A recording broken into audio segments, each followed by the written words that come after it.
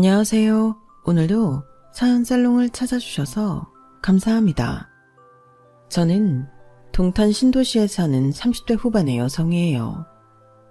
초등학교 1학년인 딸아이가 하나 있고요.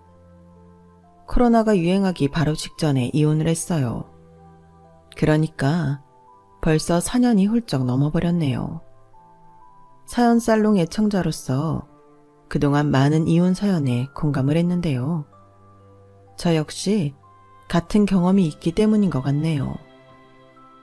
저도 그랬지만 이혼의 결정적 사유가 되는 건 시댁과 저 사이에서 자기네 집 편만 드는 남편 때문인 게 많은 것 같아요. 전 남편도 전 시어머니도 자기들 유리할 때에만 이제 자기네 집 식구 됐다고 하면서 한 번도 저를 가족으로 대해준 적이 없었어요. 마치 저는 어쩔 수 없이 딸려있는 짐짝 취급하고 여전히 자기네만 가족인 것처럼 굴더라고요. 이혼할 때도 시어머니가 어찌나 저한테 악을 쓰며 막말을 해댔는지요. 그럼 지금부터 저의 이혼 사연 차근차근 이야기해 볼게요. 끝까지 잘 들어주세요. 제가 남편을 만난 건 남편의 아버지가 돌아가시고 한 달 정도 됐을 때였어요. 게임 관련 일을 하던 남편을 저희 회사 광고 의뢰 때문에 만난 게 처음이었죠. 한마디로 일 때문에 알게 된 거였어요. 그런데 이 남자가 일을 하러 와서도 혼이 다른 데 빠져 있는 것 같고 영 집중을 못 하더라고요. 그래서 제가 항의를 했더니 순순히 사죄를 하며 솔직하게 말하더라고요. 사실 아버지가 돌아가신 지 얼마 안 됐어요. 너무 갑작스럽게 생긴 일이라서 아직도 실감이 나지를 않아요. 자꾸 아버지랑 있었던 일이 떠오르고 못해드린 것만 생각나고 후회가 많네요. 저는 그런 남편을 순수하고 정이 많은 사람으로 봤어요. 그래서 마감 일자도 많이 늘려주고 회사에도 낼 서류도 제가 대신해서 처리해주기도 했죠. 그러다가 사귀게 됐고 결혼까지 하게 됐는데요. 친정 부모님은 제가 홀시어머니 모시게 된다고 걱정을 하셨어요. 엄마, 그렇게 따지면 홀부모 있는 사람들 다 결혼하기 힘들게? 사람 운명인데 그것까지 어떻게 할 수 없는 거잖아. 그거야 물론 그렇지만 어째 그 안 싸던 자리가 종호한테 우리 애가 하는데 좀 간섭이 심할 것 같아서 말이야. 가뜩이나 하나 있는 여동생은 해외로 시집가서 잘 오지도 않는다며. 그럼 아들한테 더 집착하지 않겠어? 그래도 결혼하면 달라지잖아. 엄마도 나보고 항상 마음으로는 어린애 같다고 하잖아. 종우 어머니도 마찬가지일 거야. 제가 왜 그렇게 시어머니를 감싸면서까지 결혼을 설득했나 모르겠어요. 부모님이 감이라는 게 참 무서운 건데 제가 너무 쉽게 한 귀로 듣고 한 귀로 흘려버린 것 같아요. 남편은 결혼을 앞두고도 혼자 된 어머니 걱정을 많이 했어요. 나중에 내가 게임 쪽에서 완전 성공하면 진짜 큰 집 사서 위층에는 엄마, 아래층에는 우리 이렇게 살고 싶어. 단독주택 말하는 거야? 그럼 같은 집에서 살겠다는 거네? 꼭 단독주택일 필요는 없지. 같은 아파트나 고급 빌라여도 위아래로 살 수 있잖아. 근데 지연이 너는 우리 엄마랑 같은 집에 사는 게 싫어? 생각해 본 적은 없지. 요즘은 다들 따로 살잖아. 친정이고 시댁이고 다 가깝지 않게 멀리 사니까. 근데 친구들 보면 아이 낳고 하면 아무래도 친정 엄마 도움을 더 받게 되니까. 친정 가까운 데로 이사가는 애들은 꽤 있더라. 제 말을 듣고 남편은 더 이상 아무 말도 하지 않았어요. 저는 그걸 대수롭지 않게 여겼고요.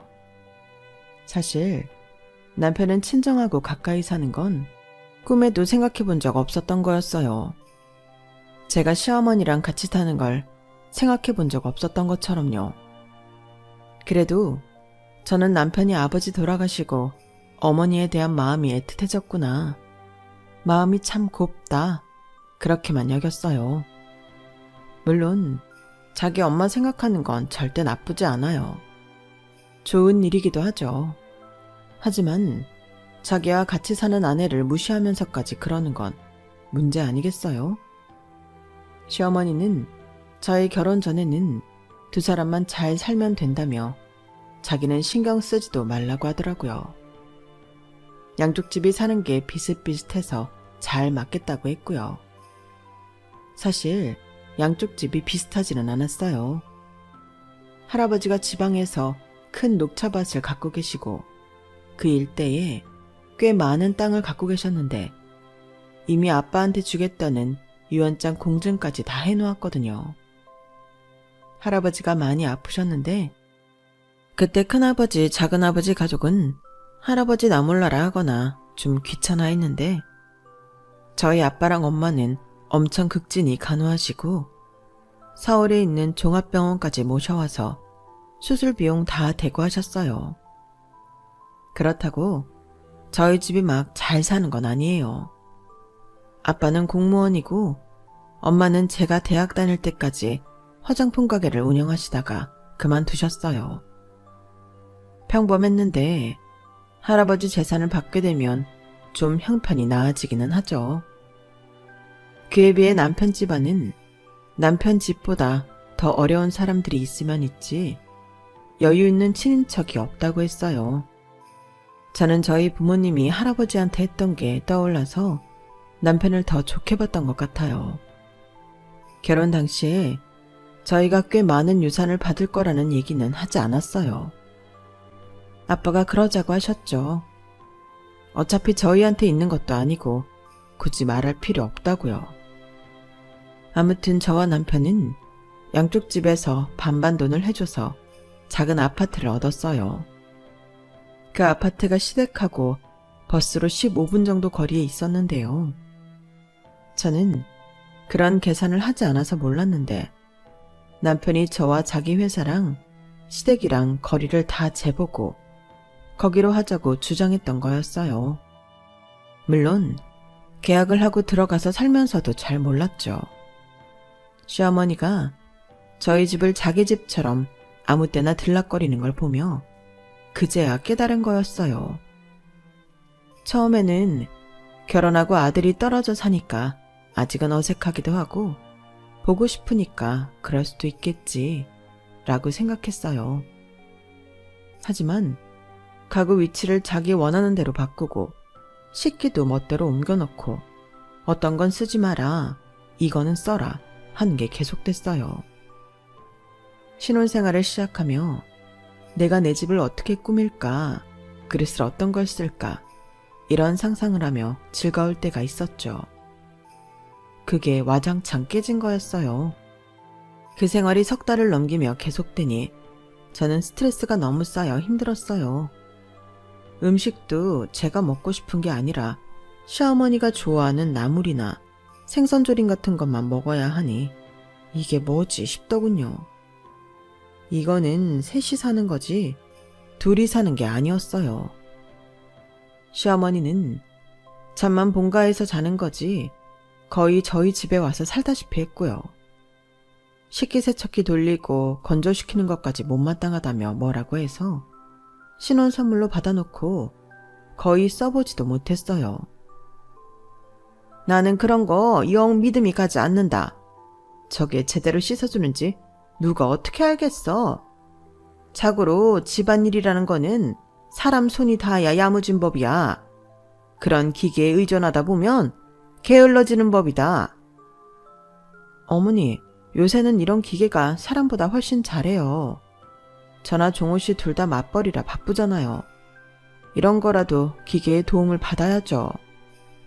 하여간 요즘 애들은 그저 편하게만 살려고 들지. 시어머니는 이렇게 혀를 차며 제 이야기를 들어주려고도 하지 않았어요. 아주 돈이면 뭐든 다 되는 줄 알아. 어머니, 식기세척기 안 쓰면 종호씨도 매번 손으로 설거지해야 되는데 괜찮으시겠어요? 내 아들을 꼭 그렇게 설거지 시켜야 속이 시원하겠니? 시키는 게 아니라 돌아가면서 하는 거예요. 그러기로 했고요. 어머니도 종호 씨가 얘기해서 다 알고 계시잖아요. 제 말에 시어머니는 입을 꾹 다물었어요. 할 말이 없으니 저를 매섭게 노려보기만 하더군요. 시어머니가 저희 집은 당신 집처럼 여기는 건 날이 갈수록 더 심해졌어요. 시어머니 자고 가는 방 커튼 바꾸고 이불 바꾸는 건 그렇다 쳐요. 그런데 제가 없을 때 안방까지 들어와서 이상하고 묵직한 무슨 의료회사에서 나온 매트를 깔아놓지를 않나. 제 화장대 서랍에 있던 액세서리 통을 마음대로 가져가지 않나. 진짜 너무하더라고요. 제가 정색을 하고 액세서리 통을 찾으니까 시어머니는 제 반응에 놀랐는지 자기가 실수로 가져간 것 같다며 저한테 주더라고요. 아니, 나도 기억에 전혀 없는데 집에 가 보니까 내 가방에 그게 있지 뭐니? 알았으면 어제 네가 그렇게 찾는데 그 자리에서 줬지. 그러니까 그런 건 좀 잘 둬라. 아무데나 두니까 이런 일이 생기잖아. 맞아, 지연아. 가만 보면 네가 은근히 덜렁대는 데가 있다니까. 내 액세서리 통을 내 화장대 서랍 안에 두는 게 덜렁대는 거야? 어머니, 이게 어디 다른 데 있었나요? 저는 꺼내놓지도 않았는데요. 그런데 그게 발이 달려서 밖에 나갔어요? 어머니 가방에 들어갔어요. 제 집에서 제 액세서리 통을 제 화장대에 넣는 것보다 어떻게 더 잘 둬요? 종호 씨, 말해봐. 맨날 쓰는 액세서리를 은행 금고에 넣어둘까? 그래? 제가 날카로워져서 따박따박 말을 하니 둘 다 아무 말도 못하더라고요. 저는 내친김에 한마디 더 했어요. 어머니, 저한테 살림 가르쳐 주시려고 이런저런 말씀하시고 제가 하는 게 부족한 것 같으니 물건도 어머니가 마음대로 배치하시는데요. 이제 그냥 놔두세요. 부족하면 부족한 대로 제가 해야 늘지 않겠어요? 이거 제 살림이고 여기 제 집입니다. 저랑 종호 씨 집이에요. 어머니가 여기서 저희랑 사시는 건가요? 아니다. 내가 언제 그렇댔니? 아들 집이니까 오는 거지. 난 네가 그렇게 불편하는 줄 몰랐다. 진작에 말하지 그랬냐? 제 딴에는 돌려서 꽤 말했거든요. 그런데 모르겠다고 하시니 제대로 말씀드릴게요. 저 불편해요. 저도 신혼생활답게 살아보고 싶어요. 그리고 식기세척기도 다시 쓰겠습니다. 그거 안 하니까 종호 씨는 부엌일 자꾸 미루더라고요. 어머니는 어머니 아들 부엌일 시키는 게 마음에 안 드시겠지만 저나 종호 씨나 같이 나가서 일하는 입장이니 저희는 처음 약속한 대로 나눠서 집안일 해야겠어요. 그때 이후로 시어머니는 한동안 저희 집 오는 거에 뜸하셨고 남편도 눈치를 보며 집안일을 하더라고요. 하지만 얼마 안 가 남편은 자기 엄마 반찬이 없으니 밥이 안 넘어간다는 둥 불평을 했고 결국 시어머니한테 전화를 해서 투정을 하더라고요. 그때부터 시어머니는 옳았구나 하고 다시 저희 집에 뻔질나게 드나들었어요. 아들 먹일 반찬이라면서 처음에는 해오시더니 나중에는 저한테 재료를 저희 집으로 주문하라고 하고서는 와서 저한테 시키는 거였어요. 네가 요리를 안 하니까 종호가 맨날 불평하는 거 아니겠냐? 이제부터는 내가 더 자주 오가면서 너 반찬부터 시작해서 요리 좀 가르쳐야겠다. 어머니, 그렇다고 이렇게 휴일 쉬는 아침에 예고도 없이 오시면 어떡해요. 종호 씨 말은 저렇게 해도 지금 어머니가 해다 주신 반찬 거의 다 남겼어요. 어제도 배달 음식 시켜 먹었고요. 제가 해주나 어머니가 해주시나 마찬가지예요. 말로만 어머니 음식이 좋다고 하지 냉장고 열어보세요. 어머니 해오신 반찬 거의 다 그대로 있어요. 양이 많아서 그런 것도 있지만 저도 몇 번 집에서 저녁 못 먹었고 남편은 저녁 집에서 먹어도 다 시켜 먹었어요. 시어머니는 제 말에 냉장고 문을 열어보시고는 입술을 실룩대시더니 저한테 막 쏘아붙였어요. 그러니까 네가 집에서 애하고 같이 밥을 먹어줘야 할 거 아니야. 뭐 그리 잘난 일을 한다고 종호보다 집에 늦게 오는 거냐? 그건 그렇고 너도 우리 집안 입맛에 맞는 요리는 배워야지. 어디서 그렇게 말대답이야? 잘못 알고 계시니까 말씀드린 거지 말대답하는 건 아니었어요. 어머니 요리 가르쳐 주시는 건 좋지만 이렇게 아무 시간에나 찾아오지는 말아주세요. 종호 씨가 친구들하고 등산 가고 없어서 그렇지 그 사람도 휴일날 일찍 일어나는 거 되게 싫어해요. 어머니 아들이니까 잘 아실 거잖아요. 더는 저에게 따지지 못한 시어머니는 시근덕거리며 집으로 가버리셨어요. 하지만 이대로 끝날 시어머니가 아니었죠. 친구들하고 등산 간 아들한테 전화를 해서 꽤나 뭐라고 한 것 같더라고요. 남편은 집에 들어오자마자 가방을 거칠게 내려놓더니 저한테 막 뭐라고 했어요. 엄마가 집에 오는 게 그렇게 싫어? 너 음식 가르쳐 주겠다는데 그게 못할 일이냐고. 종호 씨도 어머니 반찬 안 먹잖아.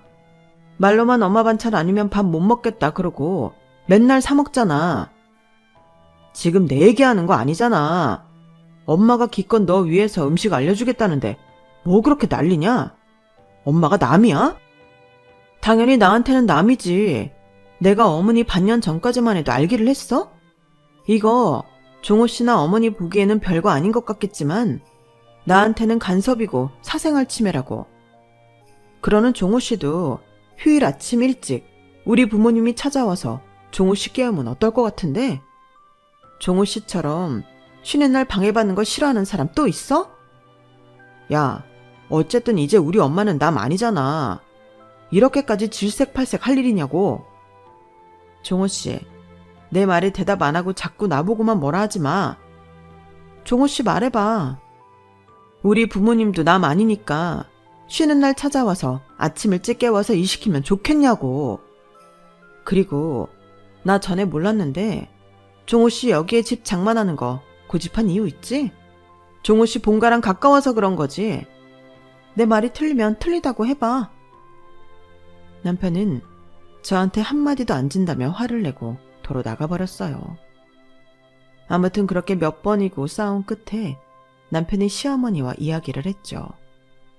그래서 시어머니가 저한테 요리를 가르치겠다느니 집안일을 어떻게 해야 한다느니 하며 휴일에 찾아오는 일은 거의 없어졌어요. 시어머니랑 이런 난리를 치르는 동안 친정 부모님은 정말 저희한테 조심하셨어요.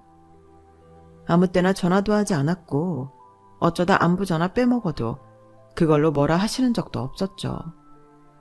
오히려 바쁜데 잊어버릴 수도 있지 별일 없이 지내면 그걸로 됐다고 하시는 분들이었어요. 아무튼 시어머니와의 일 그리고 남편하고의 일은 제가 풀어야 되니 친정에는 얘기를 하지 않았어요. 결혼하자마자 시어머니 때문에 힘들고 남편이 생각했던 것과 다르다고 말하는 것도 다 불평불만 같아서 말을 못하겠더라고요. 친정 부모님도 애써 길러 결혼시켜놨더니 바로 나쁜 말만 들리면 어디 좋으시겠어요? 게다가 녹차밭 일 때문에 지방에 가실 때도 많아서 저희한테 간섭하실 틈도 없었어요. 그러니 제가 이 정도로 힘들어하는 줄도 전혀 모르셨죠. 전화로는 늘 잘 지내고 있다고 하니 그런 줄 아셨을 거예요. 저는 순진하게 이 모든 일들을 시간이 해결해 줄 거라고 믿었어요. 차츰 서로 다른 점을 이해하고 보완해 가면서 살 수 있을 줄 알았네요. 하지만 다음에 제가 딸을 낳고서 시어머니한테 더더욱 실망했어요. 친정에서는 엄청 기뻐하셨고 저한테 축하와 격려도 많이 해주셨어요. 아휴, 우리 딸이 아기를 낳았어. 아기가 아기를 낳았네. 이게 무슨 기분인지 모르겠다. 세상에 내 딸이 어른이 돼서 엄마가 되다니. 엄마가 할머니가 됐네. 나 너무 감격스럽다. 아빠도 그렇다. 참 뭐라고 말로 표현을 못하겠구나. 가슴이 벅차오르고 괜히 눈물도 나려고 그런다. 수고했다 지연아. 그리고 이런 기분 느끼게 해줘서 고맙다. 헤이, 두 분 다 뭐 그렇게까지. 엄마, 그리고 나 엄마 말대로 어른이야. 애기 아니야. 앞으로 더 책임감이 강해져야지. 엄마가 됐으니까. 처음부터 잘하는 사람 없어. 우리가 많이 도와줄게. 그리고 김서방 자네도 우리 지연이랑 힘 합쳐서 아이 잘 키워야 하네. 아이는 혼자 키우는 거 아니야. 우리 때야 시대가 그랬으니 여자들이 더 육아를 많이 했지만 지금은 그런 세상이 아니지 않나? 지연이 고생한 거 잘 알아주고 지금보다 더 분담 많이 해야 되네. 당신은 사위한테도 축하를 해야지. 뭐 그런 말부터 해. 김서방, 아빠 된 거 축하하네. 네, 감사합니다, 장인어른. 그리고 장모님 말씀도 잘 새겨 듣겠습니다. 남편은 얼떨떨한 표정으로 미소를 지으며 친정 부모님한테 인사를 했어요. 아마 자기도 속으로 찔렸겠죠. 집안일 거의 저한테 미루고 안 하기 일쑤였거든요. 아무튼 그렇게 친정 부모님 축하를 잔뜩 받고 선물도 받았는데 시어머니는 안 오시더라고요. 그리고 제가 조리원 들어가는 날 겨우 오셔서는 한숨을 푹 쉬는 거였어요. 아, 기어이 내 아들이 아빠가 됐구나. 참 쓸쓸하다. 내가 종호를 어떻게 키웠는데. 종호가 이제 애한테 신경 쓰면 나랑 지낼 시간은 점점 더 없어지겠구나. 네가 이런 기분을 알기나 하니? 나중에 네 애기 시집 보내면 알까? 아니지. 아들하고 딸은 또 다르니까 네가 아들 하나 더 낳아서 딱 나 같은 기분 느껴봤으면 좋겠구나. 니네한테 소외당하는 기분 말이다. 손녀가 태어났다고 좋아하고 축하해줄 줄 알았는데 시어머니는 전혀 아니었어요. 오히려 우리 딸 때문에 자기 자리가 좁아졌다며 그걸 쓸쓸해하더라고요. 너무 황당했지만 시어머니가 왜 그토록 귀를 쓰고 저희 집에 와서 오만 간섭 다 했는지 알겠더군요. 자기 존재감 때문이었어요. 또 아들한테 집착도 있었고요. 그건 어느 정도 눈치채고 있었지만 이렇게 직접 본인 입으로 들으니까 숨이 턱 막히는 거였어요. 시어머니가 땅이 꺼져라 한숨만 쉬니까 남편이 말했어요. 엄마, 걱정하지 마. 내가 말했잖아. 우리 언젠가 아래 위층하며 살 거라고. 애기 좀 클 때 되면 우리가 그 정도 재력은 되지 않겠어? 난 될 거라고 생각해. 그러니까 너무 축 처져 있지 말고 기운 차려. 애 클 때까지 기다려야 된다고? 내가 애 봐주면서 같이 살면 안 될까? 우리 집 너무 답답해서 그래. 저는 그때 시어머니 속셈 하나를 더 알았어요. 솔직히 시댁이 좀 좁기는 하거든요. 그에 비해 저희 집은 전용 면적만 26평 정도 됐으니 그게 좋았나 보더라고요.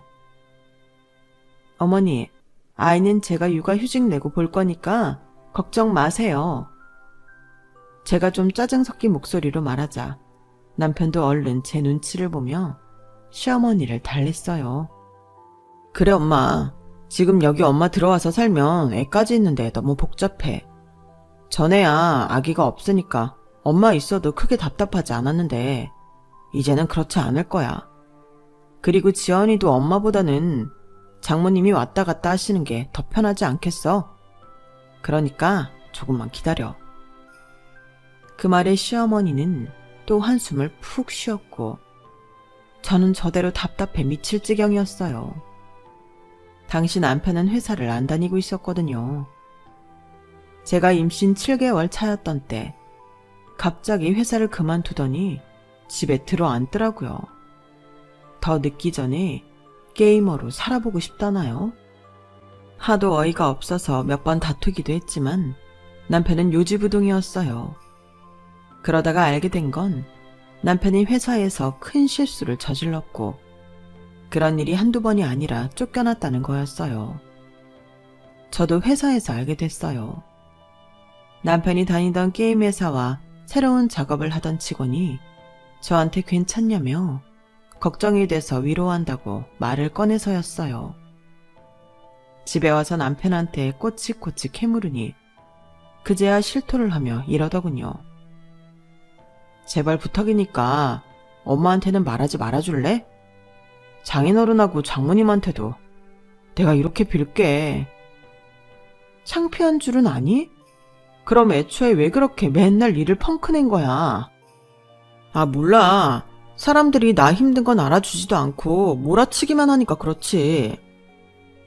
남편은 처음 저를 만났을 때처럼 이 사람 저 사람한테 자기 힘든 것만 하소연하는 게 버릇이더군요. 그걸 저는 너무 늦게 한 거였고요. 아무튼 남편은 그때부터 제 눈치를 슬슬 보며 비위를 맞추려고 노력했어요. 그러니 시어머니가 아이 봐주며 같이 살겠다는 것도 적극적으로 말렸던 거고요. 남편이 계속 회사를 다녔다면 아마 시어머니랑 같이 살았을지도 몰라요. 이런 상황에서 저는 이혼까지는 생각도 못했어요. 아이가 막 태어났고 어쨌든 결혼했으니 같이 잘 살아야 한다는 마음이 강했거든요. 다른 쪽으로 생각해 볼 시도조차 안 했던 거였어요. 시어머니는 그런 와중에 저만 원망스럽다는 듯 노려봤고 제가 이제 육아휴직까지 해서 자기 아들 등에 빨대 꽂고 산다며 불평을 했어요. 빨대는 자기 아들이 저한테 꽂았는데 말이죠. 저는 월급의 3분의 2가 나왔고 아이가 태어났을 때는 특별 지원금도 받았으니까요. 남편은 정말 게이머를 할 생각인지 하루 종일 모니터 앞에 앉아 게임질만 해댔고 어디 면접 보러 가는 신용도 하지 않았어요. 이력서는 몇 군데 넣은 것 같긴 했는데 아무 데에서도 연락이 오지 않는 모양이었어요. 하긴 그쪽 업계에서 사고치고 잘렸는데 덥석 데려갈 회사가 있을 리 없죠. 그러면서 시어머니와의 사이는 점점 더 나빠졌고 저는 아이가 돌이 지나고 다시 회사로 돌아갈 준비를 했어요. 그때 친정아빠가 저한테 제안을 하나 하셨어요. 너 말이다. 우리 차 사업 좀 도와줄 수 있니? 차 사업?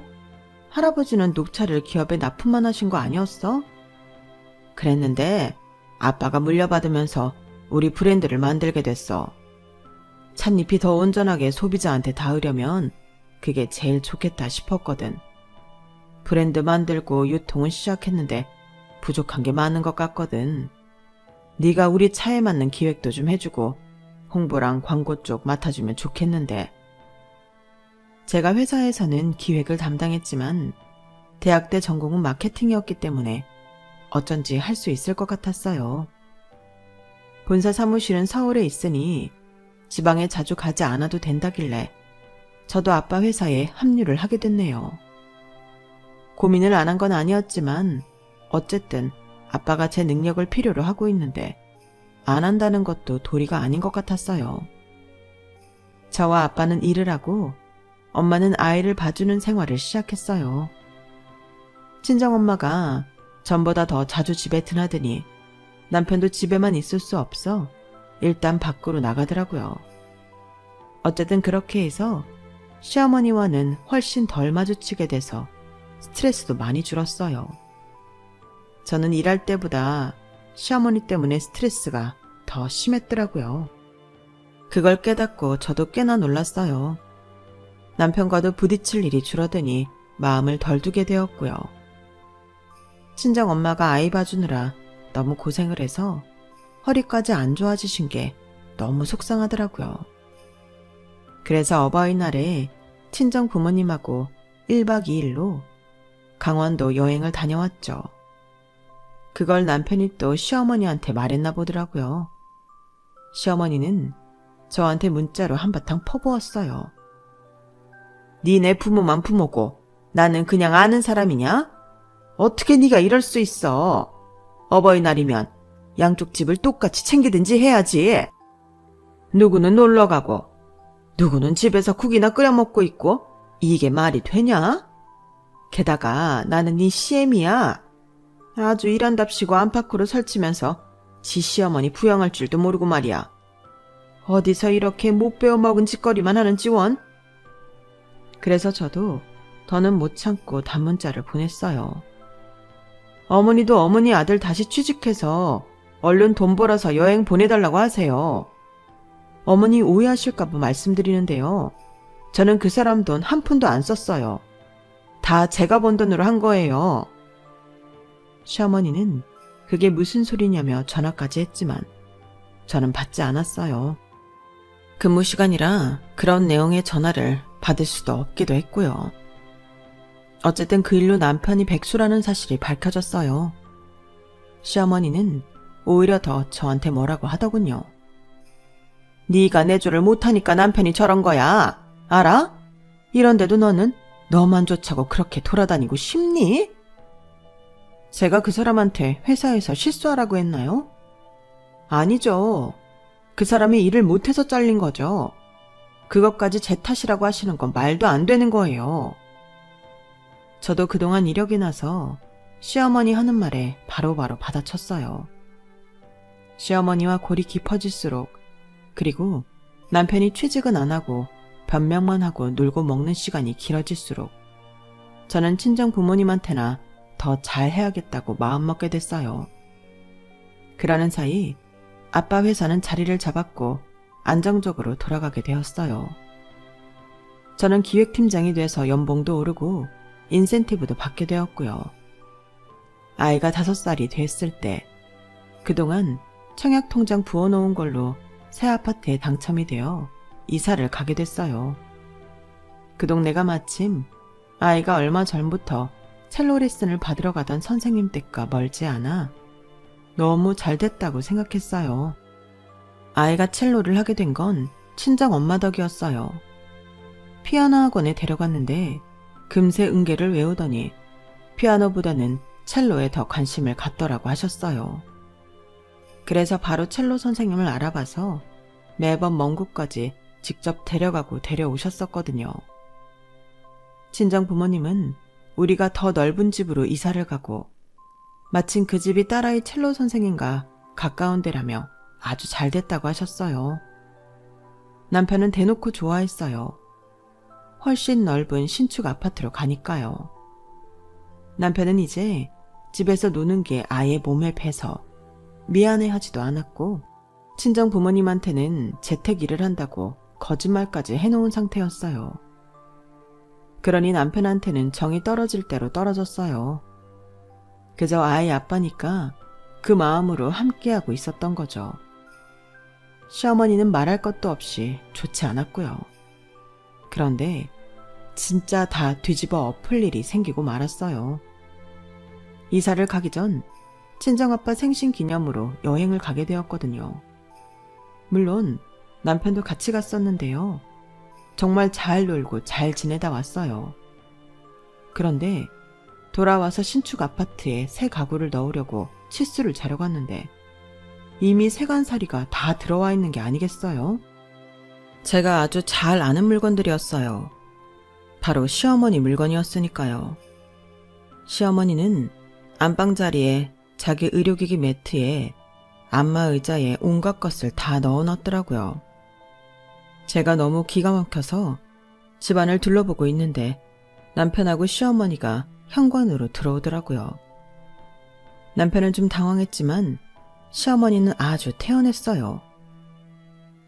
이게 대체 어떻게 된 거예요? 여기 시어머니 물건이 왜 있어요? 당신 이거 알고 있었어? 아, 그게... 야, 이제 우리 엄마랑 같이 살 때 되지 않았냐? 약속했잖아. 아이 크면 엄마랑 아래 위 하며 살겠다고. 근데 아래 위 할 것도 없이 이런 넓은 집 들어오게 됐는데 엄마랑 같이 살면 뭐 어때? 나도 이제 어깨 펴며 효도할 수 있고 얼마나 좋아? 너는 대체 언제까지 네 남편 뜻을 그렇게 몰라줄 거냐? 어? 하여간 밖으로만 나다니면서 집안일을 하나 할 줄 모르고 내가 이제 이 집안 기강을 잡을 거다. 서아도 내가 붙잡고 단단히 교육시킬 거니까 그리 알아. 아니요. 그럴 일 전혀 없어요. 어머니 짐 다 빼세요. 바로 빼세요. 아니면 저 가만 안 있어요. 너 진짜 이럴래? 엄마더러 여기서 나가라는 거야? 네가 그러고도 며느리야? 저는 그러는 남편 뺨을 바로 철썩 올려 쳐버렸어요. 맞는 남편도 시어머니도 너무 놀라서 휘둥그레져 저를 쳐다보더군요. 야, 몇 년째 일도 안 하고 쳐놀기만 하면서 뭐가? 어째? 이제 어깨 펴? 웃기시네. 야, 너 백수인 거 들키고서는 너 취업해서 재택근무한다고 니네 엄마한테 뻥 쳤잖아. 니네 엄마 아직도 네가 재택근무자인 줄 알지? 아줌마, 여기 아줌마 아들 반품하니까 그렇게 알고 도로 수거해 가세요. 이 짐 다 안 빼면 저 관리실에 연락할 거고 사람들 불러서 다 재활용센터 보내버릴 거니까 그렇게 아세요. 시어머니는 너무 놀라 남편을 쳐다보며 겨우 말했어요. 너 이게 무슨 말이야? 회사 안 다녀? 재택근무한다는 거 거짓말이었어? 아, 엄마, 그게 그러니까. 야, 박지연, 너 진짜 이럴래? 너야말로 미쳤지? 네 돈 한 푼 안 들인 내 집 갖고 네가 효도를 하시겠다. 나는 절대 그렇게는 못해. 아줌마, 저 이제 아줌마하고 남이니까 얼른 짐 빼세요. 안 그러면 저 가택침입죄로 신고해버릴 거예요. 제가 하도 무섭게 말하니 시어머니는 덜덜 떨며 집을 나갔고 남편도 바로 뒤따라 나갔어요. 저는 그 길로 변호사 사무실을 찾아가 이혼 소장을 접수했고 얼마 안 가 남편한테 이혼 서류를 보냈어요. 물론 그 전에 제가 아이와 집을 나왔고요. 한동안 연락이 없던 남편은 제가 이혼 서류를 보내자 그제야 제가 진심으로 그러는 줄 몰랐다며 찾아와서 싹싹 빌더라고요. 지연아, 나는 네가 그렇게까지 화를 낼 줄 몰랐어. 미리 말 안 해서 많이 서운했지? 그래도 이건 아니지. 우리 서아를 생각해서라도 이러면 안 되잖아. 이혼은 절대 해결책이 될 수 없어. 그러니까 마음을 가라앉히고 잘 생각해보자, 우리. 서로 합의할 수 있는 지점을 찾아내자고. 합의할 수 있는 지점은 이혼이야. 너 그딴 말로 나 어떻게 해볼 생각 하지 마. 나도 너에 대해 알 만큼 알았고 볼 거 다 보면서 살았잖아. 그런데 네가 그러는 게 나한테 통할 거라고 생각해? 너 위자료나 단단히 준비해도 그동안 네가 살면서 얼마나 우리 재산 늘리는 데 기여했는지는 변호사하고 법원이 판단해 줄 테니까. 그런 줄 알아. 네 엄마랑 어디 잘 해봐. 남편은 싹싹 빌다가 어쩔 수 없이 일어나서 자기 엄마 집으로 갔어요. 여태까지 자기 백수인 것도 감춰준 나한테 단 한 번도 고맙다는 말 한 적도 없고 제 돈으로 살면서 당연하다는 듯 받기만 해놓고는 정말 이혼하게 생겼으니 이제 와서 설설 기는 척하는 게 너무 가소롭더라고요. 시어머니는 결국 제가 자기 아들 신세를 망쳤다며 아주 전화로 막말을 하고 문자로도 온전히 못 살 거라며 저주를 퍼붓더라고요. 그래서 제가 한마디 했죠. 아줌마, 나한테 전화해서 한 말 다 녹음했거든요. 그리고 문자들도 다 모아서 이혼 소송에 꼭 쓸 거니까 그렇게 알아요. 계속 막말해 보시죠. 그러자 시어머니는 말없이 전화를 탁 끊더니 그 뒤로 연락 한 번을 하지 않았어요. 저는 이혼 소송에서 승소를 했고요. 위자료도 받았어요. 전부 다 주지는 못했지만 아무튼 시댁집도 팔고 뭐 여러 가지로 쥐어짜기는 했더라고요. 저는 그 인간하고 시어머니 마주치고 싶지 않아서 양육비도 포기했어요. 그래서 지금도 두 사람 소식은 모르고 지내네요. 그게 서로에게 더 좋을 것 같아요. 아이는 저와 함께 잘 살고 있어요. 친정 부모님도 저희 집과 가까운 곳으로 이사 오셔서 저는 외롭고 힘든지도 모르겠고요. 제 사연은 여기까지예요. 어떻게 들으셨는지 모르겠지만 사람의 직감이라는 거 있잖아요. 그런 게 작동할 때는 무시하지 말고 현명한 대처를 하시길 바라요. 저처럼 오랜 세월 살며 속으로 골마들어가 폭발할 때까지 기다리지 마셨으면 해요. 그럼 다들 건강하시고 행복하세요. 감사합니다. 여러분, 사연 댓글에 응원과 현명한 조언 부탁드려요. 좋아요와 구독은 저에게 큰 힘이 됩니다. 오늘도 좋은 일 가득하세요.